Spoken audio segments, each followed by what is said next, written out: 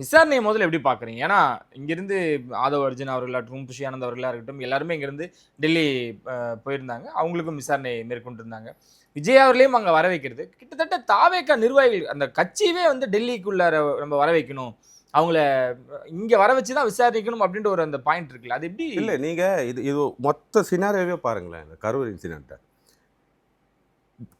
இங்க ஒரு பாலிடிக்ஸ் நடக்குது. இந்த கரூர் இன்சிடென்ட்ட வச்சு அப்படின்னும்போது, தாவேகா சைடுல இருந்து சுப்ரீம் கோர்ட்டுக்கு போனதுக்கான காரணம், இங்க நியாயமா எஸ்ஐடி ஃபார்ம் பண்ணல. அது ஒரு தலைப்பட்சமா இருக்கு அப்படின்றதுக்காக எஸ்ஐடிக்காக தான் போனது.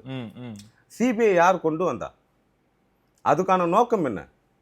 நீ சீன்லயே இல்ல. இது தாவேகா டிஎம்கேக்கு நடக்கிற ஒரு பிரச்சனை. நீ சீன்லயே இல்லாம ஒரு 3 பேரை கூட்டு போயிட்டு கரூர்ல இருந்து கூட்டு போயிட்டு சிபிஐ வாங்கிட்டு வர. அப்ப அங்கேயே நீ என்ன பிளான் பண்றனா, இப்போதைக்கு டிஎம்கேக்கு ஆப்போசிட்டா பேசி தளபதிக்கு சப்போர்ட் பண்ணி பேசுவோம். சேஃப்டிக்கு ஒரு சிபிஐ விசாரணை போட்டு வைப்போம். ஓகே. ஃபியூச்சர்ல அது உதவும். ஒருவேளை இவர் வந்து நம்ம கிட்ட வரலன்னா நம்ம அதை வச்சு லாக் பண்ணுவோம்னு அப்பவே நீ பிளான் போடுற. இது எங்களுக்கு தெரியாதுன்னு நினைக்கிறேன். அவ்வளவுதான். எனக்கே தெரியுது, தளபதிக்கு தெரியாதா?